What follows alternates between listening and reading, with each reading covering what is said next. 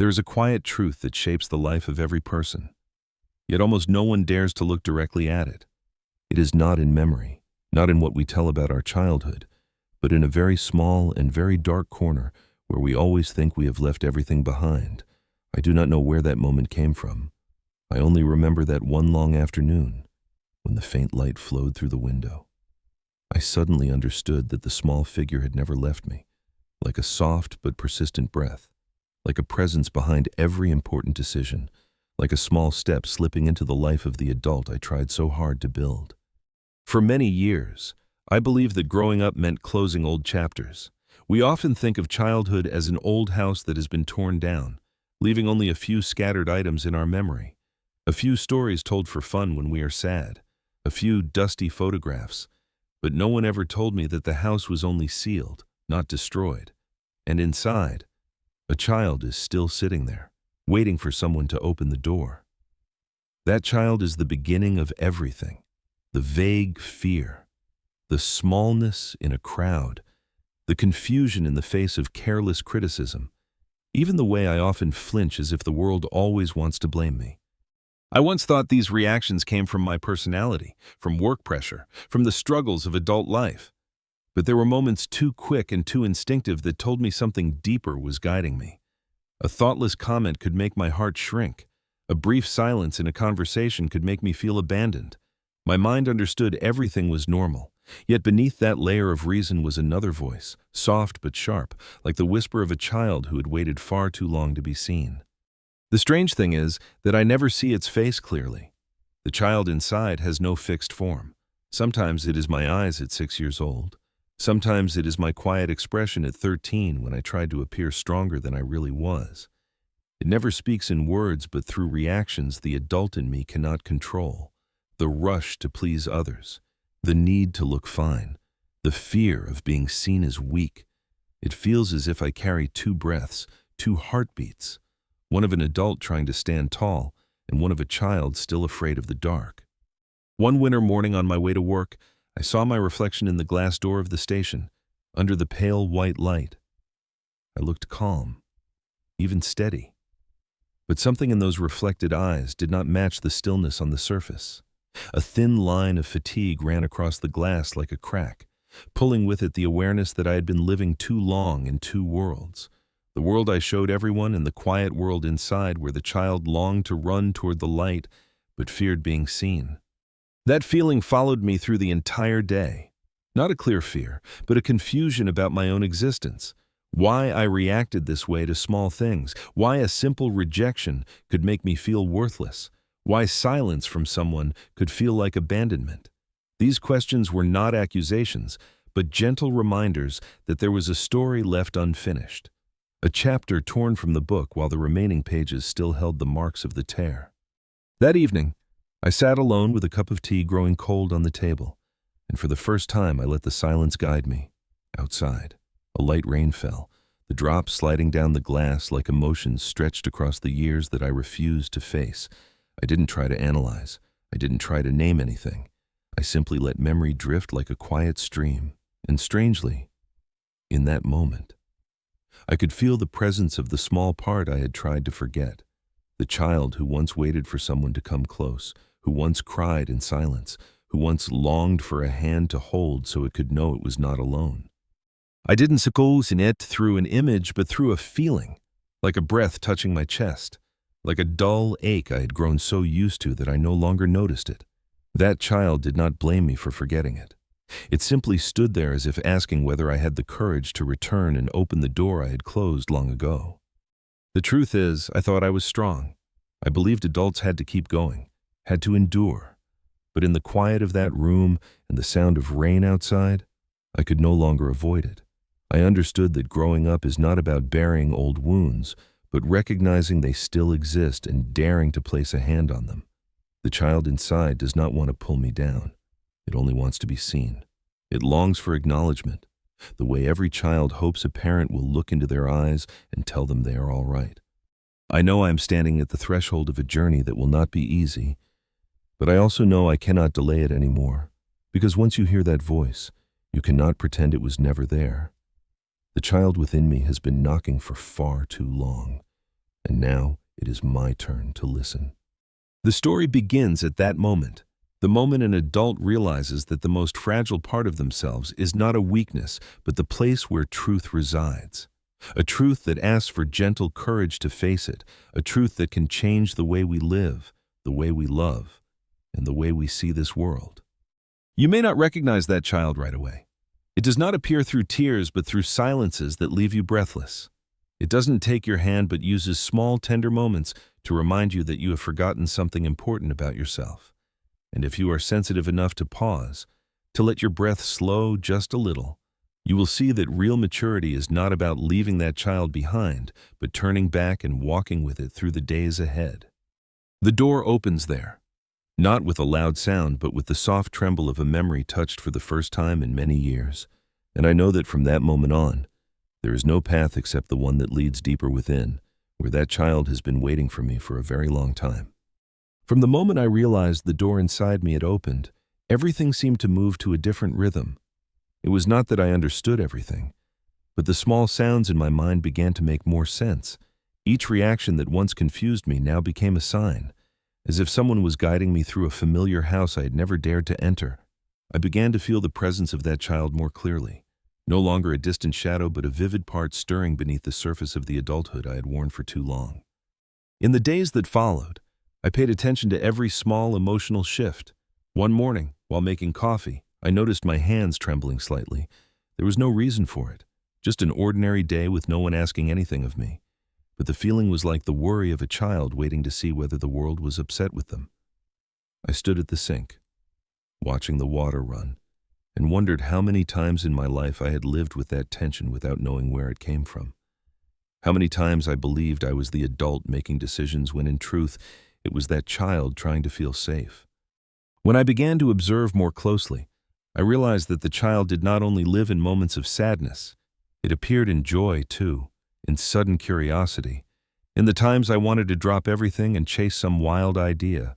One day I sat in the park watching a small bird hop across the grass, and suddenly felt my heart soften in a way I had not felt in so long. I remembered that I once saw the world like that, wide and magical and frightening, yet still inviting me to explore. That feeling returned quietly, like a thin layer of dust being blown away to reveal something pure beneath the weight of time. But at the same time, invisible tensions appeared. Just hearing someone shift their tone in a conversation made me feel small again.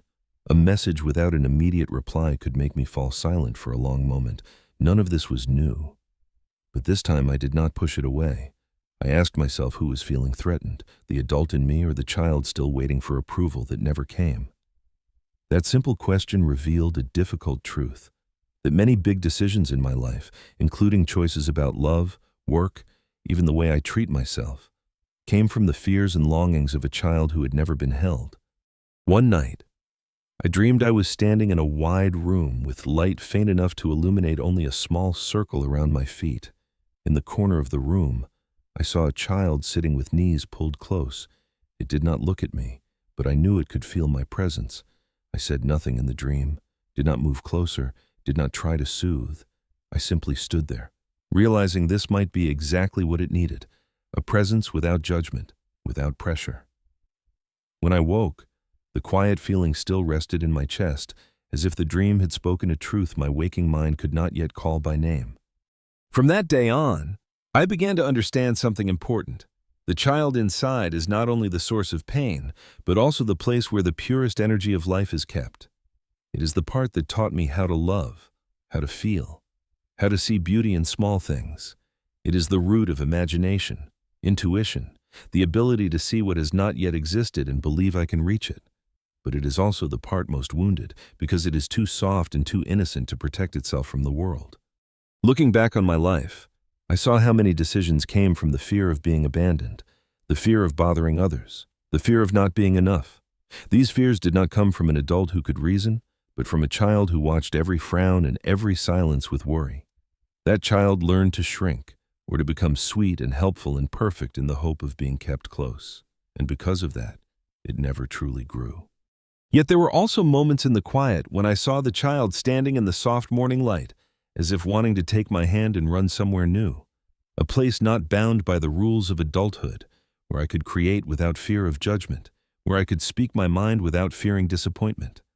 That was its other face, the face of life, desire, and joy that had long been restrained. I realized that within me was a source of light I had never used because I was too busy chasing the standards adults impose on one another. That child is both shadow and light. It is the swallowed cry, the excitement of discovering something new, the fear of being forgotten, the ability to love without calculation. All of it exists in the narrow space beneath the layers I built into a fortress. And now, as the walls begin to crack, I understand that I do not only need to heal the child, but also learn to enter the land it has guarded for so long. During those days, every ordinary moment felt like it was telling me a story I'd forgotten. The sound of cars outside my window reminded me of a rhythm of life I once loved. The breeze brushing my collar reminded me of what it felt like to live without fear. The laughter of a child somewhere down the street softened my heart in a very old and familiar way, as if the world was whispering that to become a whole adult, I must learn to take that child's hand, not to lead it out of the darkness, but to walk with it into the light. I do not know where this journey will take me. I only know that the moment I saw the child more clearly, I could no longer deny its existence. It has waited long enough, and now I can hear its breath in every movement of my own. The journey inward is no longer a fear, but an invitation from truth, a truth I have avoided but always knew I would one day need to face. And in that realization, the story continues to unfold, each fold of the inner world becoming clearer like a painting emerging in the light of dawn. Looking back, I understand that returning to the inner child is not going back to the past, but opening a door that allows the present to breathe more freely, a door that I know, once opened, will change the way I live the rest of my life. Since the moment I found the courage to look deeply into that vague yet persistent presence, every movement in my inner life began to take on a clearer shape. It was no longer just the feeling of a child waiting to be seen. This time I began to recognize its different faces. They appeared like three underground streams, sometimes blending, sometimes separating, yet always quietly shaping the way I think and love and fear. And the more closely I observed, the more I understood that it was not one single child living inside me, but three forms coexisting, each carrying its own story that had never been fully told. The first face appeared like a cold breath running down my spine, familiar enough that I almost recognized it immediately.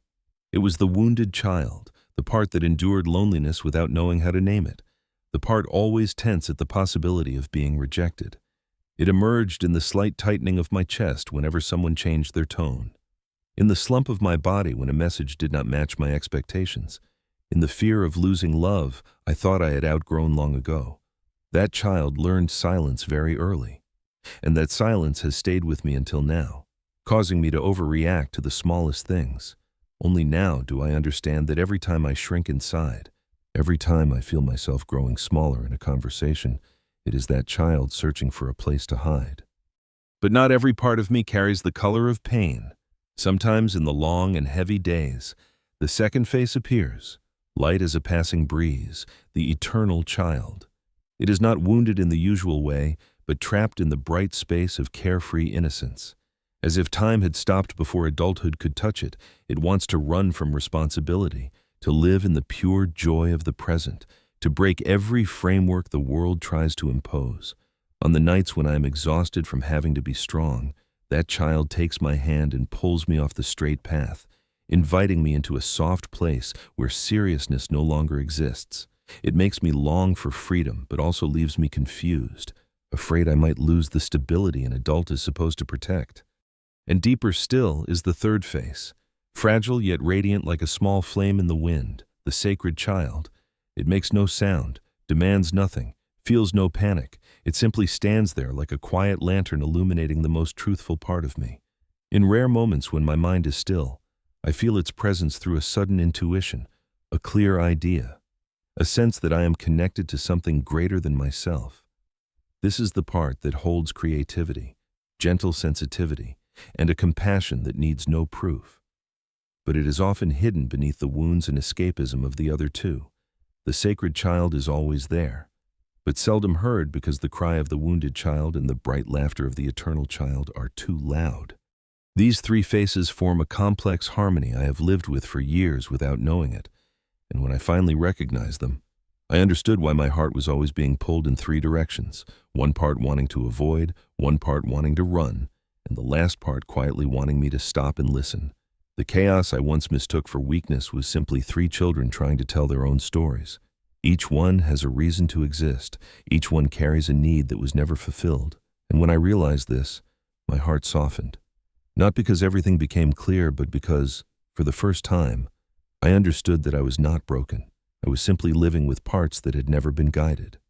One evening, sitting alone under the warm yellow light, I felt the presence of all three children at once. The wounded child trembling in a corner, the eternal child pacing restlessly, and the sacred child standing still with a quiet gaze. I understood that if I wanted to move forward, I could no longer abandon any of them. I could not tend only to the wounds and forget the joy of living, nor could I chase freedom and ignore the quiet depth within me. They are all me, unfinished versions waiting for someone to understand them. When I realized this, a strange yet familiar thought rose within me. Perhaps the journey inward is not a journey of fixing, but of recognizing. Simply naming the part that is speaking means I have already walked half the distance, and as I stood among these three faces, I no longer felt as alone as before. I didn't need to force myself to be stronger, nor hide the inner turmoil. Everything was present to guide me back to my true self. If you hear this and feel something moving inside you too, do not rush to dismiss it. Sometimes a single moment of admitting that you still have parts that have never been held is enough to open the door within. Leave a few words in the comments, or gently press subscribe if you want to walk this journey together. Not to follow me, but to remind yourself that you're not walking alone. Everyone carries inner whispers waiting to be heard, and sometimes a small community that knows how to share is enough to become a refuge for the most fragile parts of us. Looking at the three faces of the inner child, I know that my adulthood was never the story of a completed grown-up, but the story of an unfinished journey. A journey where the silent parts are slowly finding their voices. And from the moment I recognized this, I began to understand that moving forward will require more than listening. I will have to learn how to stay, long enough for those parts to trust that I will not abandon them again. And so the story expands into another shadowed place, where the masks of adulthood I once thought were essential begin to crack, revealing something I never dared to face, that sometimes the very things we use to protect ourselves are what hurt us the most. When the three faces of the inner child appeared more clearly, I began to look at my adult life under a completely different light.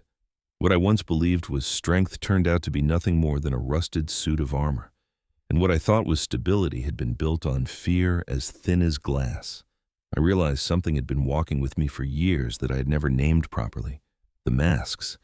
They were not made in a single day, but shaped piece by piece through careless teachings, disappointed eyes, and moments when I had to be strong long before I understood what endurance meant.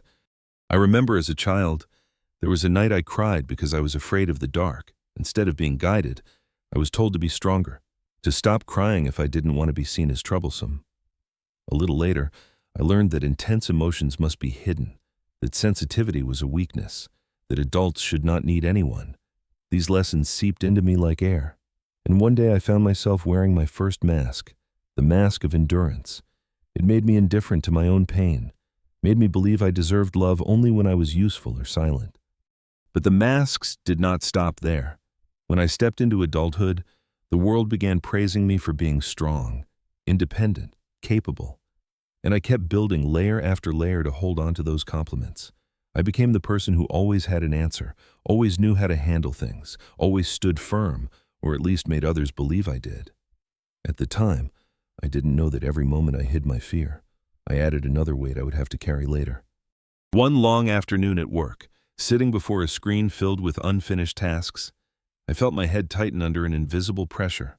I realized I was trying to prove my worth to someone from my past, someone who probably no longer remembers the expectations they once placed on me. Yet I continued living under that shadow, afraid that if I was not perfect, I would be met with disappointment. The mask of excellence had grown so deeply into me that I could no longer tell what I truly wanted and what I was striving for on someone else's behalf. On other days, I wore the mask of composure. Outwardly, I was calm, but inside was a storm of noise. I tried to appear like someone who needed no one, who was never fragile, never easily hurt. But every time I played the role of the untouchable adult, the wounded child inside curled deeper into the dark, believing its emotions were not allowed to exist. I treated myself the way someone once unknowingly treated me, demanding I become grown long before I had the chance to grow. There were tiny moments that pulled me out of the pretending. One day, walking through a crowded street, I heard a child crying for their mother. I could not explain why my heart suddenly softened. The cry was not mine, yet it reminded me of a sound I had swallowed long ago. I paused for a moment in the rush of people and realized it was not that I did not know how to hurt. I had simply become so good at hiding it that even I forgot it was trembling inside. The masks of adulthood make us look strong, but they also suffocate us in the most subtle ways. They keep us from loving wholeheartedly because we fear getting hurt. They push us into exhaustion because we keep performing for the expectations of others. They make us lonely in relationships that seem close, because when the true self is hidden, no one can reach us without touching the mask first. I began to see more clearly the contradictions among the parts within me. The wounded child longed to be held, but the mask of invulnerability kept me from opening my heart. The eternal child longed for freedom, but the mask of responsibility kept me restrained. The sacred child asked me to slow down and listen inward, but the mask of success urged me to run faster. The three children and the three masks were fighting in silence, creating an exhaustion I once blamed on the modern world. The truth was different. The exhaustion did not come from work or society, but from standing too long on the wrong side of the divide between my real self and the version I tried to present to the world. From this came a hollow space that had little to do with lacking material things or opportunities, but with the absence of myself in my own life. The inner child had been pushed out of the light, and when such an essential part of the self is locked away, nothing else can breathe easily. Then, one evening, standing before the mirror under the dim bathroom light, I saw that the face reflected back was not only that of an adult. Behind the eyes was a weariness, like someone who had strained too long to prevent the world from seeing the cracks. The mirror felt like a window to where the child was standing, leaning quietly inside my mind, watching me and waiting, not accusing, not demanding, just waiting. Waiting for me to dare to put the mask down, even just a little. And in that rare moment, I understood that healing cannot begin while we are still carrying heavy layers of armor. Masks can protect us from temporary pain, but the price is that we never get to live as ourselves. The masks of adulthood once helped me survive, but they did not help me live. And when I realized this, I knew it was time to learn how to remove them, slowly, gently, carefully, as if unlocking an old door so the inner child could finally see the light after many years in the dark. From that recognition, the story shifted to another path, not only seeing the child, not only recognizing the wounds, but learning to stand beside that child and protect it with a gentleness I never received when I was young. Only then can the real conversation between myself and my own heart begin. Since the masks began to crack, I could feel that beneath them was another space, silent and fragile yet full of movement. It did not open like a door swinging wide, but like the ground slowly splitting beneath old ice, revealing a warm breath underneath. I understood that if I only recognized the inner child without learning how to walk toward it, every insight would become a lingering ache. So I began trying something I had never believed I could do, becoming the adult that child once needed, not in a perfect form, but in a presence warm enough to make it believe that this time it would not be left behind. I remember a very quiet evening when I sat on the living room floor, leaning against the wall as if resting on my own life. The light cast a small circle on the ground, and I imagined the child sitting in that circle, knees pulled close just like the first time I saw it in my dream. I said nothing, simply sat there, letting it feel that I was not in a rush, not needing it to explain anything. And strangely, in that quiet, my heart softened in a way I had not felt for a very long time. I realized that caring for the inner child is not about soothing it or forcing it into silence, but about looking directly at the emotion it brings without pulling my hand away. This was harder than I expected. There were days when the wounded child surged up, making my chest tighten at the slightest hint of distance from someone. Before, I would have blamed myself for overreacting, pushed the feeling down, and continued performing the role of a calm adult. But this time, I tried something different. I placed a hand on my chest and whispered softly, as if to a real child, "I see you. I'm here." Just that one sentence changed everything. The emotion did not disappear, but it was now held by an adult who was truly present. I understood why Carl Jung once said that the truest form of adulthood is not the part that analyzes or reasons, but the part that knows how to protect itself. And in that moment, for the first time, I felt that protection rise from within, not from anyone else. One morning, I was walking through a quiet neighborhood, the cool air sharpening my senses. I thought about the times I had felt ignored in conversations with people close to me. I used to pretend it didn't bother me, but deep down the inner child interpreted the silence as abandonment. This time, I tried looking at it through the eyes of a real adult, one who understands that not every distraction carries the meaning of being left behind. And something strange happened. The fear lowered, the resentment dissolved, and all that remained was the clarity that I could separate the present from the past. That was when I recognized the true strength of having an inner adult. That adult does not deny the pain, does not force the child to be quiet, but stands between emotion and reaction, reminding me that the present does not always replay an old story. I no longer reacted from absolute fear. I reacted with observation and gentleness toward the child that had once been hurt. But caring for the inner child is not only about soothing. There were also moments when I had to say things it did not want to hear, in the voice of a real adult. "No, that is not safe for you." There were days when I wanted to rush into a relationship out of emptiness, believing that being loved would make all instability disappear. But the child wanted to be held, not rescued. And for the first time, I changed direction, not out of fear, but out of knowing that no one but me is responsible for protecting that vulnerable part. The care also appeared in very small things. When I felt overwhelmed, I paused to breathe, not as a technique, but as a way an adult reassures a frightened child. When my mind was crowded with noise, I wrote a few lines to myself, like sending a letter to a forgotten part. "You are not wrong for feeling this way. You just need someone beside you." And when I walked away from places that made me shrink, I understood that I was leading the child out of somewhere it could have been hurt again. One afternoon, I tried imagining myself holding that child's hand. At first it felt strange, but then I sensed the small hand tightening, as if trusting me a little more. I do not know how long it will take for the child to fully trust, but I know one thing. Every time it trembles, and I turn back to acknowledge it, it becomes less convinced that it must endure alone. And as that happens, my reactions to the world begin to shift. I no longer see every relationship as a battleground, no longer interpret every look as judgment. I begin to live with the sense that within me is a safe place to return to, no matter what happens outside. Caring for the inner child is not a one-day journey, but a steady presence. And in that steadiness, I feel myself growing in a different way, not growing to be stronger than others, but growing to become a refuge for myself, as if I have finally found someone who can cradle the old wound without trembling. And as that presence grows stronger, I feel myself entering a new territory, a place that is no longer just a dialogue between me and the wounded child, but a transformation of the entire inner landscape. I realize this journey is not only about healing the past, but about building a new relationship with myself, one where I can love and trust and open my heart without fear of being shattered.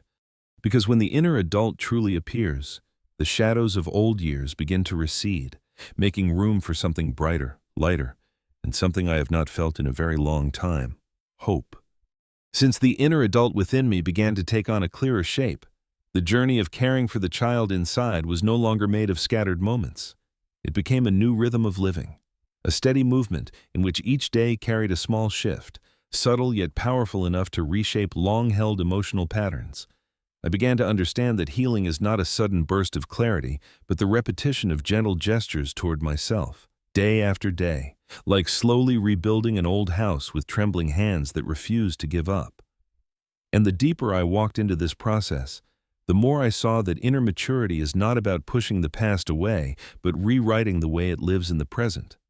One morning, as the first light touched the edge of my door, I woke with the sense that I was lying inside a quieter layer of air, not because life had become less chaotic, but because I was learning to regulate myself instead of being pulled endlessly by my emotions. Before, Whenever anxiety rose, I trapped myself in work or heavy thoughts, as if running faster could save me from fear. But now, when emotion rose, I stopped running. I placed a hand on my chest, breathed deeply, and asked a soft question. What do you need right now? The inner child did not answer in words. It answered by letting my body settle little by little, as if being acknowledged was enough to cut the fear in half. And I understood that the art of self-regulation is not to chase pain away, but to offer a presence steady enough that the pain no longer has to scream. On other days, I wrote myself short letters, without analysis, without forced positivity, just honest softness. Today, you are tired, and that does not make you less, or you do not have to endure more to prove anything. These simple lines felt like the whisper of an adult placing a hand on a child's shoulder. Each time I wrote them, I was not only speaking to the child, but also reminding myself that emotion is not a mistake. It is a sign of life. I also began learning to set boundaries, something I once believed was meant only for people stronger than me. But boundaries are not walls to keep the world out. They are the circle of my arms around the child, saying, here is safe, this far, and no farther. One day a friend poured all their worries on me when I was already drained. Before, I would have listened until the end, afraid of disappointing anyone. But that day I gently said I did not have enough energy, not a refusal, but a protection for the weakest part of me. I had waited a long time to speak that sentence, and when I finally did, I didn't feel guilty the way I feared. I felt light, as if a door I thought was locked had quietly opened. I also learned to step out of spaces where I always felt myself shrinking, places where I had to perform, to brace myself, to become someone other than who I was. I used to think leaving those places made me flawed. Now I understand that sometimes leaving is the first act of love the inner child needs. One afternoon, instead of going to a gathering where I knew I would have to pretend to be cheerful, I turned down a different street. I walked along the river, watching the sunlight dissolve on the water. No one knew where I was, but for the first time in months, I felt a quiet kind of freedom, the freedom of being honest with myself. I began to see that not everything I longed for belonged to the present. Some were echoes from years without safety. I once searched for love as if it were the only key to the emptiness inside. I stepped into relationships that made me small because I believed being loved was the only way to heal. But as the inner adult grew steadier, I saw the truth clearly. The child did not need someone to rescue it. It needed me to stay. And when I realized that, my choices began to change. Not because I was stronger, but because I was no longer lost in my own darkness. The strangest part of this journey is the power of very small actions, like waking up 5 minutes earlier to look at myself in the mirror without turning away, like allowing myself to cry without shame, or holding my tired body the way one would hold a child who has just run through fear. These small acts formed a new rhythm, the rhythm of a relationship I never knew I needed. A relationship with the deepest part of who I am. And as these small acts repeated long enough, something began to shift, not like an explosion, but like a breeze changing direction. Reactions that once flared suddenly became softer. The fear of being abandoned no longer controlled every conversation. The tension under other people's eyes no longer tightened around my breath. I began entering relationships without bracing myself, without performing, without proving my worth piece by piece. It was as if I were giving that child something it had never had, a hand held from within, a hand that never let go. And in that quiet shift, I realized I was standing closer than ever to a defining moment, the moment when the inner child was no longer just the part needing healing, but became the one leading the way. One day, when the morning mist had not yet lifted, I felt something unusual.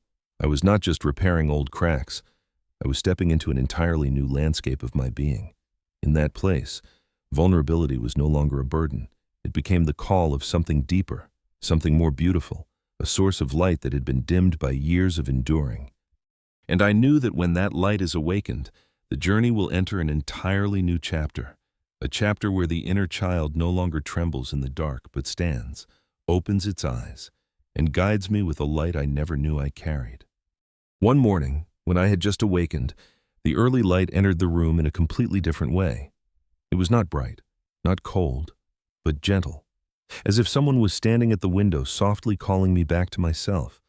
I lay still for a long moment, not rushing to leave the bed, and sensed that something had shifted deep inside me, like an old door finally opening fully after years of resting half open. I no longer felt the inner child hiding in the shadows. Instead, I felt it standing beside me, calm and unafraid. A strange peace spread through my chest, slow and steady, like water finding its way back to its source. I understood that I had entered a stage where the child no longer searched for rescue from the outside world. No more endless longing to be seen. No more trembling whenever I was misunderstood. No more collapsing inside each time someone I loved could not give me what I hoped for. What had changed was not the world, but the way I stood within it. When there is a true safe place inside, the spaces that once made me despair become spaces to breathe, to pause, to hear myself without feeling alone. I walked slowly around the neighborhood that morning while the air was still misty. Each step felt like extending the inner path that had finally been restored. I sensed a new presence within myself in every moment. I no longer measured every sentence by what others might think. I no longer tightened my stomach out of fear of disappointing anyone. I no longer needed to shrink to fit someone's expectations, nor to enlarge myself to be accepted. Maybe for the first time in my life, I felt enough. Enough for myself before enough for anyone else. When I stopped by a small corner cafe, the drifting scent reminded me of mornings I had rushed through without even noticing myself. Sitting at an outdoor table, watching people pass by, I suddenly saw something clearly. I used to live as if the world were a mirror reflecting my worth. A cold look could make me withdraw for days. A careless criticism could make me feel useless. But now, as I watched the unfamiliar faces walk past, I realized they no longer held the power to define me. The calm inside me belonged only to me. That afternoon, when I returned home and opened the door, something felt familiar yet new. The room was the same, but the way I entered it had changed. I no longer felt like I was stepping into a place to hide from the world. I was stepping into a place that belonged to me. And as I sat on the sofa, I felt the inner child draw near. Not as an image, but as a warmth spreading like breath. It no longer bowed its head or folded into a corner. It stood tall, looking at me with eyes no longer seeking rescue but ready to walk beside me. I understood then what many call integration. Not integration in a mystical sense, but in a deeply human one. No more civil war between the fragile and the strong. No more parts seen as burdens. No more anyone left in the dark. The child no longer hid, and the adult within no longer pretended. And when those two parts touched, a quiet energy rose, real and steady. It was not loud, not dramatic, yet strong enough to change the way I saw everything. That night, I wrote a single sentence in the notebook I used to speak with myself. You do not need to look for home anymore. You already have one. When I closed the book, my heart was no longer trembling with fear or expectation. It trembled with acceptance.